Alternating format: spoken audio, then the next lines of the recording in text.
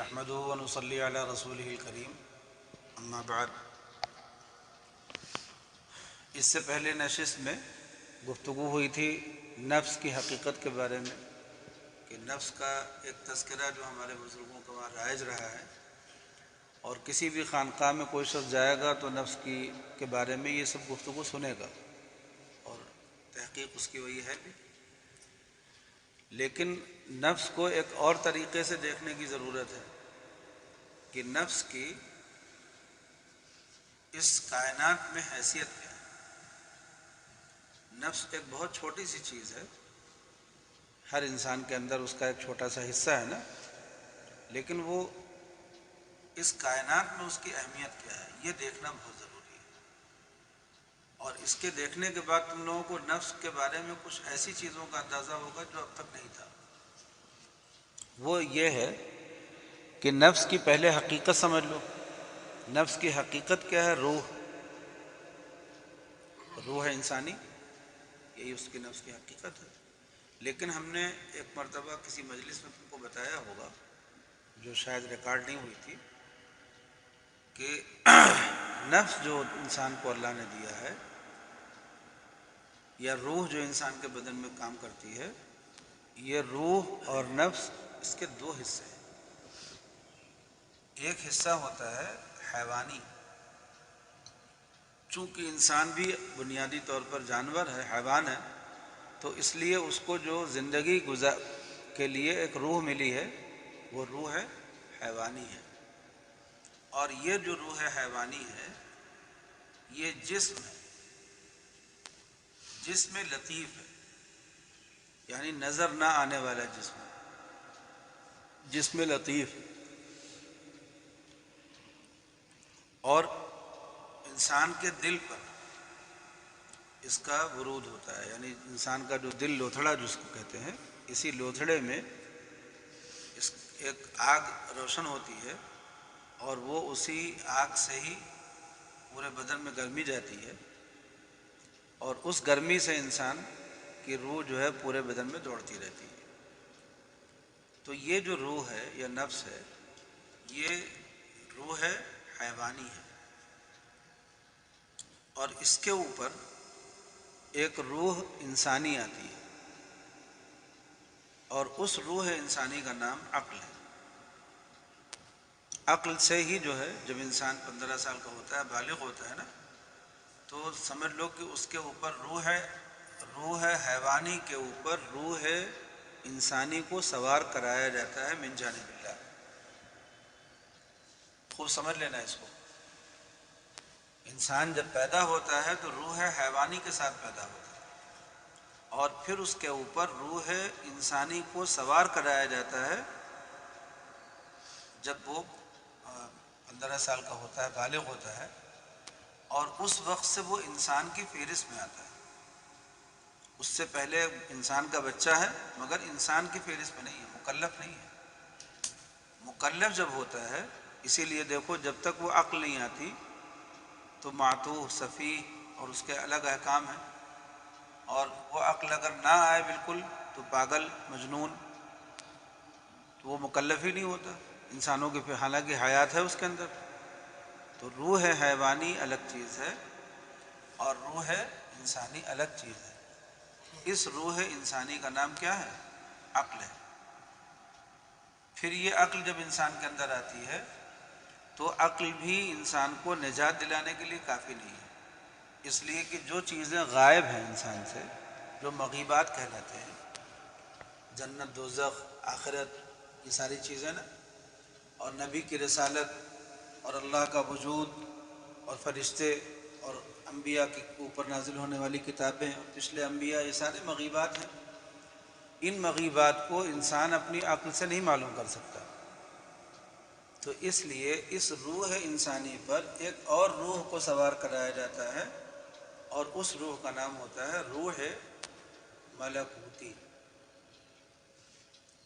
روح ملکوتی، یا اس کو دوسرا نام دے دو روح ایمانی۔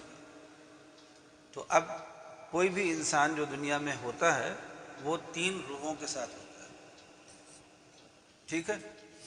پہلی روح ہے روح حیوانی، اور اس کا مرکز ہے نفس. روح حیوانی کا مرکز ہے نفس.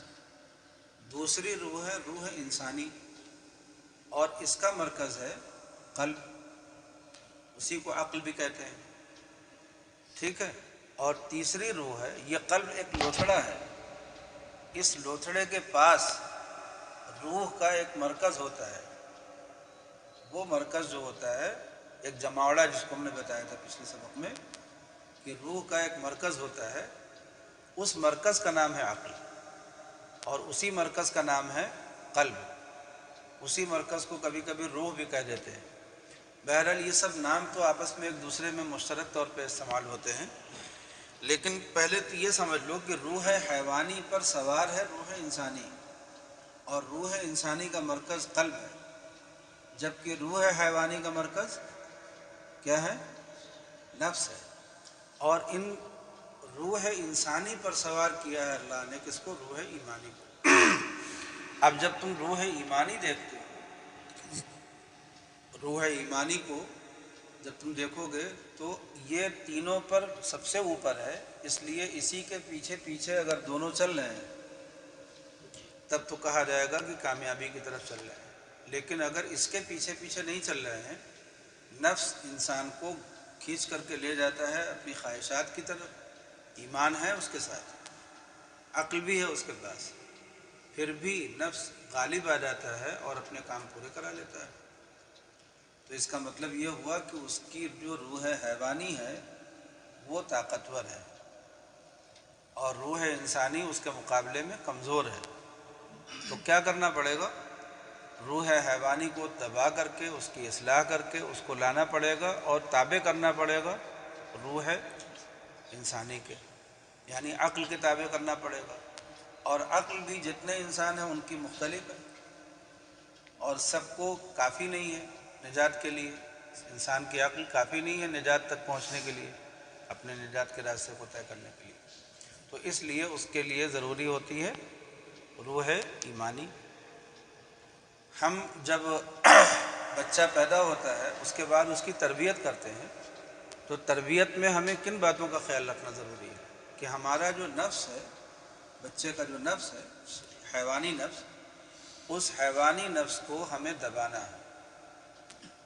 کھانے پینے ہر چیز میں شریعت نے ہمیں سکھا دیا ہے، ہمیں کچھ الگ سے نہیں کرنا ہے. جیسے بچہ جب کھانے کے لیے جاتا ہے تو چاہتا ہے دونوں ہاتھ سے اٹھائے اور ایسے منہ میں بھر لے، جتنا زیادہ زیادہ بھر لے. حالانکہ اللہ نے پیٹ میں جانے کے لیے پیٹ کی جو جگہ بنائی بڑی بنائی ہے، لیکن اس پہ جانے کا جو راستہ بنا ہے بہت چھوٹا سا بنا ہے. تو بہت نہیں کھا سکتا کوئی آدمی، لیکن خواہش تو بڑی کر سکتا ہے. تو خواہش بچہ بڑی کرتا ہے، اٹھاتا ہے دونوں ہاتھ سے منہ میں بھرنے کی کوشش کرتا ہے. شریعت نے کیا کہا کہ وہ جو دونوں ہاتھ سے اٹھا رہا ہے اس کو ایک ہاتھ کرو. بچے کو سکھاؤ دائیں ہاتھ سے کھاؤ، بائیں ہاتھ سے نہیں کھاؤ. تو دو کو ایک کر دیا نا، یہ اس کی اصلاح ہے. پھر جب اس نے بھر کر کے منہ میں ڈالا تو کہا چھوٹے لقمے لو، چبا کر کے کھاؤ. لیکن وہ اٹھایا منہ میں بھرنے لگا تو کہاں چھوٹا اور کہاں وہ چبانا، کچھ یاد ہی نہیں رہے. تو شریعت نے کہا بسم اللہ پڑھ لو، اللہ کا نام لے لو. اب یہ جو بسم اللہ پڑھ لو، چھوٹے لقمے کھاؤ، چبا کر کے کھاؤ، دائیں ہاتھ سے کھاؤ، یہ اس حیوانی کیفیت کو قابو میں کرنے کا طریقہ ہوا کہ نہیں؟ اسی لیے جو بچے جن کے ماں باپ صحیح تربیت کر دیتے ہیں اپنے بچوں کی، کھانے پینے سونے جاگنے اٹھنے بیٹھنے میں صحیح اصولوں پر تربیت کر دیتے ہیں، تو وہ بچے جب بڑے ہوتے ہیں تو ان کو کوئی نصیحت کی بات سمجھانا آسان ہوتا ہے. ان کو نصیحت ان کے اوپر اثر کرتی ہے. اور جن بچوں کی تربیت 15 سال کی عمر تک صحیح رخ پر نہیں ہوئی ہے، ان کو اللہ رسول یاد نہیں دلایا گیا، ان کو صحیح غلط کی تمیز نہیں کرائی گئی، ایسے بچوں کی جب تربیت کرنے کے لیے کوئی کھڑا ہوتا ہے تو اس کو تھوڑی مشکل پیش آتی ہے. اسی لیے تربیت یافتہ بچے اور غیر تربیت یافتہ بچے کہا جاتا ہے نا کہ دونوں میں کتنا فرق. حضرت سری سختی فرماتے تھے کہ جب میں چھوٹا تھا تو میرے ماموں نے کہا کہ والد صاحب کا تو انتقال ہو گیا، تو ماموں نے کہا کہ جب تم رات میں سویا کرو تو ایسے کہا کرو کہ میرا رب مجھے دیکھ رہا ہے. کہتے میں یہ کہا کرتا تھا. اب جب تھوڑا بڑا ہوا تو کہا کہ اسی کو صبح میں بھی کہہ لیا. کہتے میں صبح میں بھی کہنے لگا. تو اب مجھے ہر وقت یہ خیال آتا تھا کہ میرا رب مجھے دیکھ رہا ہے. حضرت جلال آبادی کے وہاں بھی عصر کی نماز سے 15 منٹ پہلے مراقبہ ہوتا تھا، تو اس میں اللہ حاضری اللہ ناظری، کہ اللہ مجھے دیکھ رہا، اللہ یہاں موجود ہے، اللہ مجھے دیکھ رہا، اللہ یہاں موجود ہے. پھر جب لوگ اٹھ کر کے جانے لگتے فرماتے تھے کہ جو مراقبہ یہاں کیا ہے 15 منٹ، اس کو 24 گھنٹے کرو. تو تربیت کا اصول تھا کہ کیسے سکھانا ہے. بہرحال اس نفس کو جو ہمارے ساتھ ہے، اس نفس کو اگر قابو میں کر لیا جائے تو پھر یہ عقل کے تابع ہو جائے گا. یعنی جو کام عقل کے مطابق ہوگا وہی کرے گا، جو عقل کے خلاف ہوگا نہیں کرے گا. اور اگر کسی انسان کے اندر یہ صلاحیت پیدا ہو جائے کہ اس کا نفس اس کی عقل کے تابع ہو جائے تو پھر اس کی عقل کو صرف شریعت کے تابع کرنا ایک ہی کام ہے نا. بس شریعت نے بتا دیا حلال حرام، تو عقل نے کہا کہ بھائی اس کے خلاف کیوں جاؤ، اسی راستے پہ چل پڑتی. اب ہم نے یہاں تک تو اس نفس کے عنوان پر تصوف والی گفتگو تھی. اب ذرا دیکھو قرآن پاک میں ایک جگہ مجھے بیان کرنے کا موقع ملا، تو وہاں پر اتفاق سے ذہن میں جو صورت آئی وہ والشمس وضحاہا آئی. جب اس کو پڑھنا شروع کیا والشمس وضحاہا والقمر اذا تلاہا، کہ اللہ قسم کھا کر کے فرماتے ہیں سورج کی، اور قسم کھا کر کے فرما رہے ہیں چاند کی، اور قسم کھا کر کے تو کوئی بات ایسی بہت اہم بیان کرنے والے ہیں جس میں چاند کی، سورج کی، زمین کی، آسمان کی، دن کی اور رات کی قسم کھا رہے ہیں. تو اسی ضمن میں اللہ تعالیٰ نے قسم کھائی ہے نفس کی. تو وہاں سے ذہن منتقل ہوا کہ نفس ایک ایسی مخلوق ہے جس کا تذکرہ ان بڑی مخلوقات کے ساتھ ہو رہا ہے. تو اس کا مطلب یہ ہے کہ وہ کوئی بہت بڑی چیز ہے، اور ہم اس کو اتنا بڑا سمجھتے نہیں. ہم تو سمجھتے ہیں کہ ہمارے قابو کی چیز ہے. تو ذہن وہاں سے منتقل ہونا شروع ہوا. پھر غور کیا تو دیکھا کہ نفس کو اللہ تعالیٰ نے بہت بڑا بنایا ہے. اتنا بڑا بنایا ہے کہ کائنات میں اللہ کے بعد جو دوسرے نمبر کی چیز ہے وہ کیا ہے؟ نفس ہے. اس لیے کہ تمام انبیاء کی نبوت کس کی وجہ سے ہے؟ نفس کی وجہ سے. جو مخلوقات ایسی ہیں جن کے پاس نفس نہیں ہے ان میں نبی کی ضرورت ہے؟ نبی کی ضرورت کہاں پڑی؟ جس مخلوق میں نفس ہے اس میں نبی کی ضرورت پڑتی نا. تو انبیاء کو مبعوث کرنے کی وجہ کیا ہے؟ نفس ہے. اور جب انبیاء کو مبعوث کیا تو ان کو بھی نفس کے ساتھ مبعوث کیا، اور اس نفس والی مخلوق کو اشرف المخلوقات بنا دیا. تو اشرف المخلوقات کا مطلب یہ ہوا کہ تمام مخلوقات میں سب سے زیادہ عزت والی مخلوق. اسی لیے جب فرشتے جو ہیں، فرشتوں کے سامنے اللہ تعالیٰ نے تذکرہ کیا کہ ہم اپنا نائب اور خلیفہ تجویز کرنے والے ہیں زمین میں، تو فرشتوں نے جو سوال کیا ہے کہ کیا آپ ایک ایسی قوم کو پیدا کریں گے جو یہ کرے گی، ایسا کرے گی، تو وہاں یہ سوال پیدا ہوتا ہے نا کہ فرشتوں کو کیسے پتہ کہ کیا ہوگا. لیکن اللہ تعالیٰ نے ان کو بتایا. پھر اس کو دیکھو چکر آ رہا. اللہ تعالیٰ نے ان کو بتایا ہوگا نا کہ نفس کے ساتھ مخلوق بنائی جا رہی ہے. اس سے پہلے والی مخلوق نے نفس کی وجہ سے کیا کیا گمراہیاں کی تھیں، تو فرشتوں نے اسی سے اندازہ لگا لیا.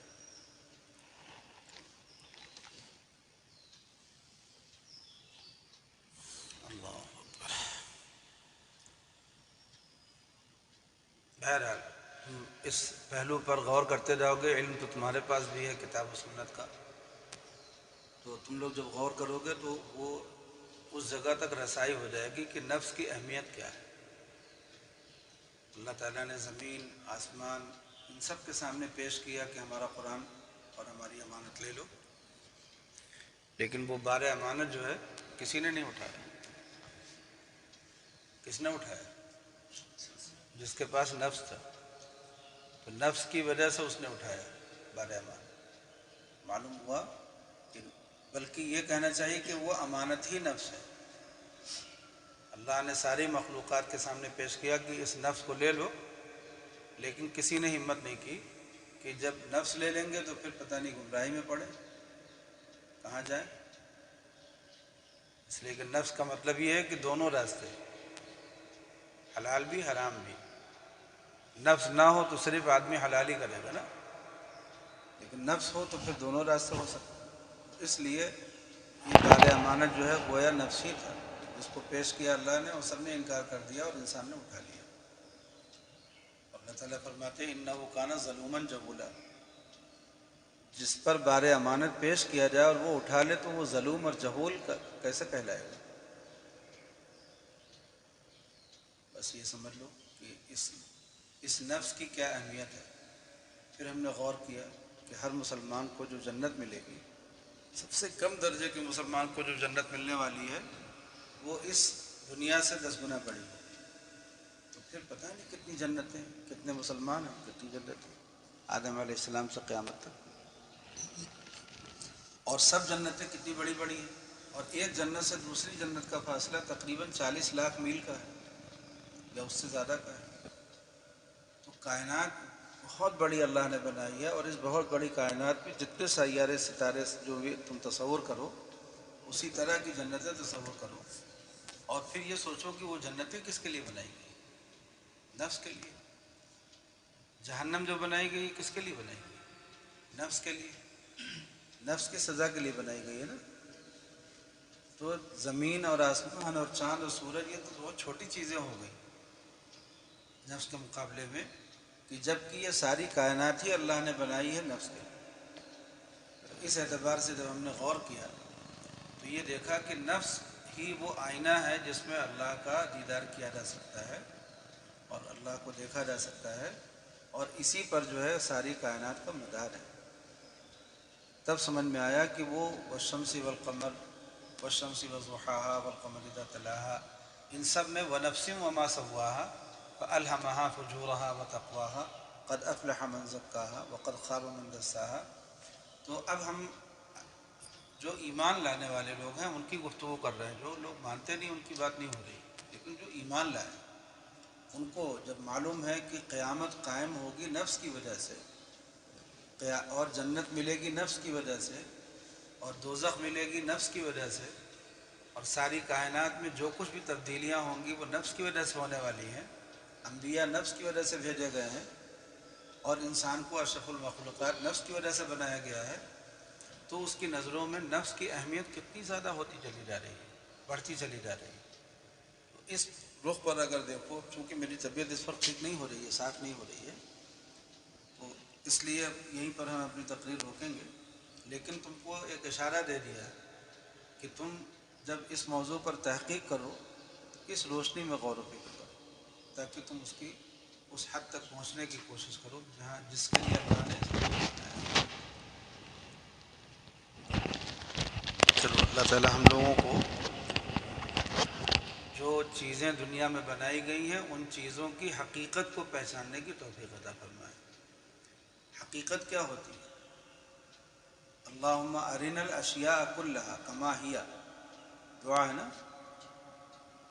یا اللہ ہمیں تمام چیزوں کو اس طرح دکھلا دیے جیسی وہ ہیں،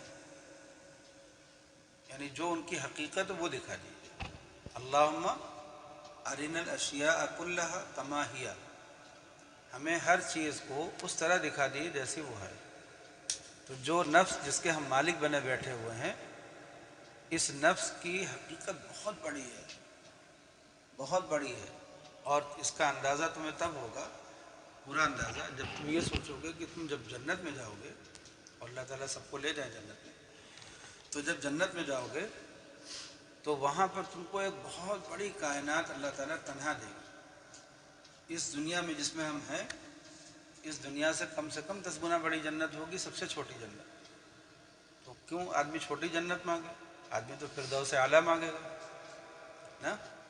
تو وہ جو بہت بڑی جنت ہوگی وہ کتنی بڑی ہوگی، اور اس بہت بڑی جنت کا تنہا مالک کون ہوگا؟ ایک آدمی، جو اس نفس کا مالک ہے وہی اس کا مالک ہوگا اس پوری جنت کا. لاکھوں کروڑوں پورے ہوں گے اس میں، ایک دو تھوڑی ہوں گی، 70 تھوڑی ہوں گی، لاکھوں ہوں گی. ایک بہت بڑی مخلوق بنائی جائے گی وہاں پر جو عورت ہوگی، عرباً ترابا. اور ایک بہت بڑی مخلوق ہوگی جو مرد ہوگی. یطوف علیہم غلمان، ایک بہت بڑی مخلوق ہوگی جو، چونکہ وہاں عمریں جو ہیں کتنی رکھی جائیں گی، 14 سال 16 سال کی عمریں ہوں گی. آپ تو لڑکے جو ہوں گے یعنی جو مرد ہوں گے وہ اس عمر کے، اور جو عورتیں ہوں گی وہ اس عمر کی. اور ان سب کا اور سارے خزانوں کا، اس جنت کے جو خزانے ہوں گے ان میں جو باغات ہوں گے، ان میں جو نہریں ہوں گی، ان میں سب کچھ کا مالک تنہا کون ہوگا؟ یہ جو نفس کا مالک ہے یہاں پر. تب تم کو یہ اندازہ ہوگا کہ جس نفس کے لیے تمہیں کوشش کرنی ہے، یہاں پر کہا گیا نا کہ دنیا مزرعۃ الآخرہ، یہ دنیا آخرت کی کھیتی ہے، یہاں پر تمہیں بیج بونا ہے، وہاں پانا ہے. تو جب تم وہ تصور کرو گے کہ ہمیں جنت کیوں ملے گی اتنی بڑی، تب تم کو سمجھ میں آئے گا کہ ہم اتنے بڑے نفس کے مالک بنا کر کے بھیجے گئے ہیں اس دنیا میں. اس کو قابو میں کرنا ہے اور وہاں جنت میں اپنے لیے جنت الاٹ کرنی ہے. سمجھ گئے نا؟ تو نفس کو اس پہلو سے کبھی دیکھو، کبھی اس پر اس طرح سے غور کرو، تو انشاءاللہ تم کو وہ باتیں سمجھ میں آ جائیں گی کہ پھر تم دنیا کی چیزوں سے کبھی مرعوب و متاثر نہیں ہوگے. دنیا میں جتنی چیزوں کی لالچ دی جاتی ہے، دجال آئے گا اپنی جنت دکھائے گا، لیکن تم کو اس کی جنت بے حقیقت دکھے گی اس جنت کے مقابلے میں جو ملنے والی ہے. اور مرنا سب کو ہے. یہاں کی جنت اگر کسی کو مل بھی گئی تو کب تک رہے گی؟ جب تک اس کی زندگی ہے. زندگی کا پتہ نہیں ہے کہ کب کس کی زندگی ختم ہو جائے. وہاں کی جو جنت ملنے والی ہے وہ بہت بڑی جنت ہے، اس کا اللہ اور رسول نے وعدہ کیا ہے، اور ہم اس پر ایمان لائے ہیں. ایمان بھی ہمارا وہ ملنی ہے انشاءاللہ. یہاں کی جو جنت ہے وہ اپنی آنکھوں سے دیکھ رہے ہیں. یہاں پہ ایمان لانے کی ضرورت نہیں، آنکھوں سے دیکھ رہے ہیں کہ اگر کوئی شداد اپنی جنت بنا بھی لے رہا ہے تو اس میں داخلہ نہیں پاتا. کوئی پا بھی گیا تو نکال لیا جاتا ہے، دوسرا بادشاہ آتا ہے اس کی حکومت چھین لیتا ہے نا، اس کی جائیداد چھین لیتا ہے، پر کر دیتا ہے. اور یہاں سب سے بڑی بات یہ کہ ملک الموت پیچھے بیٹھے ہوئے، جب آدمی اپنی جنت میں داخل ہوا اٹھا لے گا، چلو واپس. تو یہاں جو جنت ملے گی یا بنے گی اس کی تو حقیقت آنکھوں سے دکھ رہی ہے، لیکن جو جنت وہاں پر ہے وہ بہت بڑی جنت ہے، اور اس کا اللہ اور رسول نے وعدہ کیا اور ہم اس پر ایمان لائے ہیں، اور ہمیں اس پر یقین ہے ویسا ہی جیسا کہ اپنی آنکھوں سے دیکھی چیزوں پہ یقین کرتے. تو اس لیے جب وہ جنت ملنے والی ہے تو اس جنت کے لیے تم یہ سمجھ لو کہ ہمارے پاس جو اس کی کنجی ہے وہ ہے اپنا نفس. اور اس نفس کو کم مت سمجھو. یہ نفس بہت بڑی مخلوق ہے اللہ کی جو ہمارے قبضے میں دی گئی ہے. اور اس نفس سے مراد کوئی الگ سے لوتھڑا نہیں ہے، میں نے بتایا تھا کہ کوئی لوتھڑا نہیں ہے، یہ ہمارے اندر صلاحیت کی ہوئی روح ہے. اسی روح کو ہم نفس کہتے ہیں، وہی آتی جاتی ہے، اسی پر سارا کام ہونا ہے. لیکن اس کو قابو میں کرنا، اور روح حیوانی کو دبا کر کے رکھنا کس کے سامنے؟ روح انسانی کے سامنے، یعنی عقل کے سامنے. اور روح انسانی کو دبانا روح ایمانی کے سامنے، یعنی شریعت کے سامنے. بس یہی اتنا کام کرنا ہے ہمیں اپنی زندگی میں، اور اتنا کر لے گئے تو سمجھ لو کہ پھر یہ نفس ہمارے لیے جنت کا ضامن ہے انشاءاللہ. اور اگر یہ نہیں کر سکے تو پھر تو ایک سرکش گھوڑا ہے، کہاں لے جا کر کے گرا دے. اللہ تعالیٰ ہم سب لوگوں کو اس مضمون کو اس کی گہرائی سے سمجھنے کی توفیق عطا فرمائے. اور جب آدمی کو کسی چیز کی گہرائی سے اس کی حقیقت پتہ چل جاتی ہے تو پھر وہ اس کے تقاضے پورے کر سکتا ہے، خود سیکھ سکتا ہے اس کو اور دوسروں کو سکھا سکتا ہے اسی روشنی میں. تو نفس کا یہ بیان محفوظ کر لو اور اس پر تم جمع کرو عبارتیں.